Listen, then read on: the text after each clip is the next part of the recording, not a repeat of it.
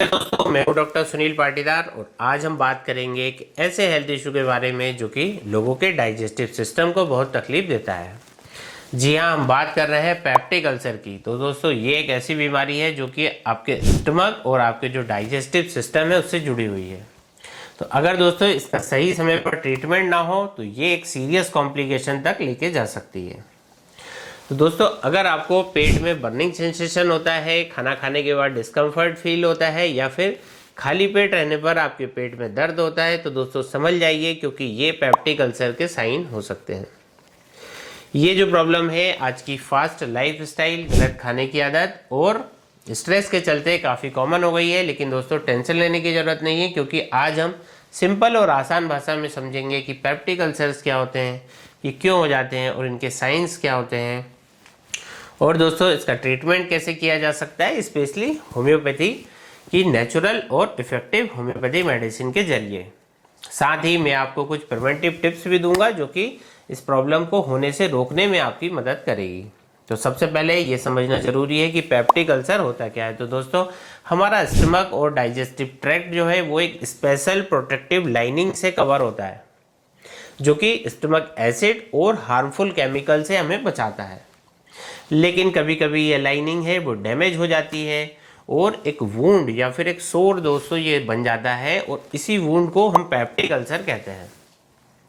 तो अगर ये वुंड आपके स्टमक में है तो फिर हम इसे गैस्ट्रिक अल्सर कहते हैं, और अगर ये स्मॉल इंटेस्टाइन के फर्स्ट पार्ट यानी कि अपने जो ड्यूडिनम कहलाता है, यदि ड्यूडिनम पे यदि ये अल्सर बन गया है तो ये ड्यूडिनल अल्सर कहलाता है। अब ये क्वेश्चन उठता है दोस्तों कि ये आखिर प्रॉब्लम है वो होती क्यों है। तो दोस्तों, पेप्टिक अल्सर्स का जो सबसे कॉमन जो रीजन है वो है एक बैक्टीरिया, जिसे कि हेलिकोबैक्टर पाइलोरी के नाम से जानते हैं, एच पाइलोरी हम इसको कहते हैं। ये जो बैक्टीरिया है स्टमक की लाइनिंग को डैमेज कर देता है और स्टमक एसिड के साथ मिलकर अल्सर्स का रीजन बनता है। दूसरी वजह होती है दोस्तों पेन किलर का ज़्यादा यूज़ करना। जी हाँ, अगर आप एस्प्रिन, आइबुप्रोफेन या फिर कोई दूसरी non steroidal anti inflammatory drug का ज़्यादा इस्तेमाल करते हैं तो ये आपके स्टमक की प्रोटेक्टिव लेयर को वीक कर देता है। इसके बाद है स्ट्रेस और स्पाइसी फूड और स्मोकिंग। ये भी जो है इस प्रॉब्लम्स को बढ़ावा देते हैं, लेकिन दोस्तों ये डायरेक्ट कॉज नहीं होते हैं। इसलिए ये ज़रूरी है कि आप अपनी लाइफ स्टाइल और डाइट का विशेष ध्यान रखें। दोस्तों, ये जो बीमारी है किसी भी एज में हो सकती है, लेकिन ज़्यादातर 30 साल से 50 साल तक की जो एज के लोग हैं इनमें ज़्यादा देखी जाती है। लेकिन अब दोस्तों लाइफ स्टाइल चेंजेस की वजह से ये यंगर जनरेशन में भी ये प्रॉब्लम कॉमन हो गई है। दोस्तों, अब बात करते हैं कि पेप्टिक अल्सर्स की कुछ कॉमन सिम्टम्स की, कि अगर आपको पेट में बर्निंग पेन होता है, आपको खाली पेट रहने से या फिर आपको रात के टाइम पर पेन ज़्यादा महसूस होता है, तो ये पेप्टिक अल्सर के कॉमन सिम्टम में आते हैं। कई लोगों को नोजिया, वोमिटिंग, ब्लॉटिंग और इंडाइजेशन की समस्या भी होती है। सीवियर केसेस में स्टूल में ब्लड का दिखना या वोमिटिंग में डार्क कॉफ़ी लाइक मटेरियल का आना, दोस्तों ये भी इसके सिम्टम होते हैं। तो ये एक मेडिकल इमरजेंसी होती है जब आपको ब्लीडिंग होने लगती है। तो इसलिए आपको इनमें से यदि कोई भी सिम्टम हो रहा है तो तुरंत आपने डॉक्टर से इसके लिए कंसल्ट करना है। दोस्तों, ये जो प्रॉब्लम है ये कितनी कॉमन है ये तो समझ में हमने समझ लिया, लेकिन दोस्तों इसके जो ट्रीटमेंट है ये भी इक्वली इम्पोर्टेंट होता है। अब मैं आपको बताऊंगा कि होम्योपैथी कैसे इस प्रॉब्लम को सेफली और इफेक्टिवली ट्रीट कर सकती है। दोस्तों, होम्योपैथी का जो फोकस होता है वो रूट कॉज को ट्रीट करने का होता है, बॉडी की नेचुरल हीलिंग पावर को एनहेंस करने का होता है। तो आइए पेप्टिक अल्सर के लिए दी जाने वाली कुछ टॉप होम्योपैथिक मेडिसिन के बारे में डिटेल से बात करते हैं। तो सबसे पहले नाम आता है नक्स वोमिका 30 का। ये जो मेडिसिन है उन लोगों के लिए पर्टिकुलर दी जाती है जो कि स्ट्रेस, ओवरवर्क या फिर अनहेल्दी लाइफ स्टाइल की वजह से दोस्तों जिनको कि अल्सर्स डेवलप हो गए हैं। अगर आप बहुत ज़्यादा स्पाइसी फूड खाते हैं, आप अल्कोहल कंज्यूम करते हैं और स्ट्रेस में भी आप बहुत ज़्यादा रहते हैं, तो नक्स वोमिका 30 आपके लिए बेस्ट रहने वाली है। 2 बूंद डायरेक्टली ऑन टंग दिन में 3 बार। इसको लेने से दोस्तों आपका जो बर्निंग पेन है, आपकी जो एसिडिटी है उसमें रिलीफ मिलेगा। बहुत ही इफेक्टिव और शानदार दवाई है नक्स वोमिका 30। कुछ दिन आपको इसे प्रयोग करना है। दूसरी इफेक्टिव मेडिसिन इसके लिए हो जाती है वो है दोस्तों कार्बोवेज 30। ये उन केसेस के लिए दी जाती है जिनकी की जो स्टमक में बहुत ज़्यादा गैस बनती हो, बहुत ज़्यादा ब्लोटिंग होती हो, और अगर आपको बहुत ज़्यादा पेट में हैवीनेस सी लगती हो, और आपका जो डाइजेशन है काफ़ी स्लो हो, खाना खाने के बाद आपको डिस्कम्फर्ट फील होता है, तो कार्बोवेज 30 आप लें दिन में 3 बार 2-2 बूंद डायरेक्टली ऑन टंग, ये आपको ज़रूर फ़ायदा करेगी। अगर आपको स्टमक में बर्निंग पेन बहुत ज़्यादा होता है, आपको वोमिटिंग की टेंडेंसी होती है, तो आर्सेनिक एल्बम 30 एक बहुत ही इफेक्टिव ऑप्शन होता है। ये जो मेडिसिन है उन लोगों के लिए जिनको कि स्टमक अल्सर्स बहुत ज़्यादा सेंसिटिव होते हैं और खाली पेट उनके पेट में बहुत ज़्यादा पेन होता है, तो आर्सेनिक एल्बम 30 ली जा सकती है दिन में 3 बार डायरेक्टली ऑन टंग, इससे आपको दर्द में आराम मिलेगा। फिर हम बात करते हैं दोस्तों अगली दवाई की, वो है काली वाइक्रोमिकम 30। ये उन केसेस के लिए इफेक्टिव है जहाँ पर जो अल्सर्स है वो स्टिकी या फिर म्यूकस लाइक डिस्चार्ज करते हैं।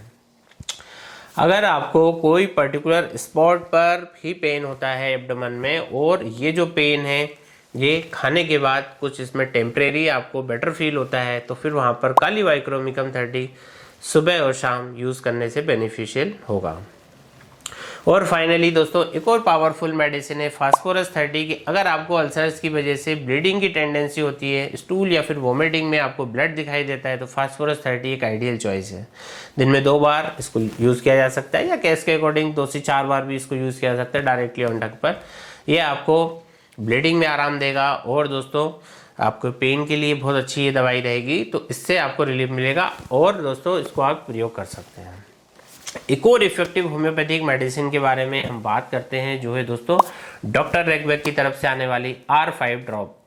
ये एक मल्टी एक्शन मेडिसिन है जो कि गैस्ट्रिक प्रॉब्लम और अल्सर्स के सिम्टम्स को इफेक्टिवली ट्रीट करती है। इसके लिए आप R5 ड्रॉप की 10 से 15 बूंदे 1/4 कप पानी में मिलाकर दिन में 3 बार प्रयोग कर सकते हैं। आपको अपने सिम्टम्स में नोटिसेबल रिलीफ मिलेगा ही मिलेगा। दोस्तों होम्योपैथिक मेडिसिन का यूज़ करते वक्त एक बात का हमेशा ध्यान रखें कि वो है रेगुलरिटी और प्रॉपर डोज का। दोस्तों ये जो मेडिसिन है ये तभी इफेक्टिव होती है जब आप अपनी लाइफस्टाइल और अपनी डाइट को भी साथ में उसमें आप सुधार करते हैं। तो प्रिवेंटिव टिप्स की बात की जाए तो दोस्तों सबसे पहले आपको अपनी डाइट का ध्यान रखना होगा। स्पाइसी, ऑयली और प्रोसेस्ड फूड से आपको दूर रहना है। अल्कोहल, स्मोकिंग को आपको अवॉइड करना है, क्योंकि ये जो है ये आपकी स्टमक लाइनिंग को बहुत ज़्यादा डैमेज कर सकते हैं। तो अगर आप स्ट्रेस भी बहुत ज़्यादा फील करते हैं तो फिर यहाँ पर योगा मेडिटेशन की प्रैक्टिस शुरू करें। पेन किलर को बिना डॉक्टर की सलाह से कभी ना लें, और अगर लेना भी है तो फिर लिमिटेड क्वांटिटी में लें। अगर आपको एसिडिटी या इंडाइजेशन की कंप्लेंट बार बार होती है, आप लगातार अपना पेट से गड़बड़ आप उसमें फील करते हैं, तो इसको दोस्तों बिल्कुल भी लाइटली ना लें और तुरंत ही डॉक्टर से इसके लिए कंसल्ट करें। दोस्तों पेप्टिक अल्सर एक कॉमन प्रॉब्लम है, लेकिन अगर इसके सिम्टम्स को टाइमली ट्रीट किया जाए तो ये दोस्तों इजीली मैनेजेबल है, क्योरेबल है। होम्योपैथिक एक सेफ और इफेक्टिव ट्रीटमेंट ऑप्शन है जो कि न सिर्फ सिम्टम्स को ट्रीट करता है बल्कि आपकी ओवरऑल जो डाइजेस्टिव हेल्थ है इसको भी इम्प्रूव करता है।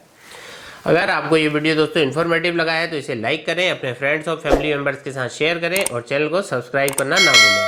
और दोस्तों अगर आपको ऐसी तकलीफ है और आप हमसे ऑनलाइन कंसल्टेशन लेना चाहते हैं तो नीचे दिए गए व्हाट्सएप नंबर पर आप हमसे संपर्क कर सकते हैं, ताकि आपके लिए हम बेस्ट ट्रीटमेंट प्लान कर सकें।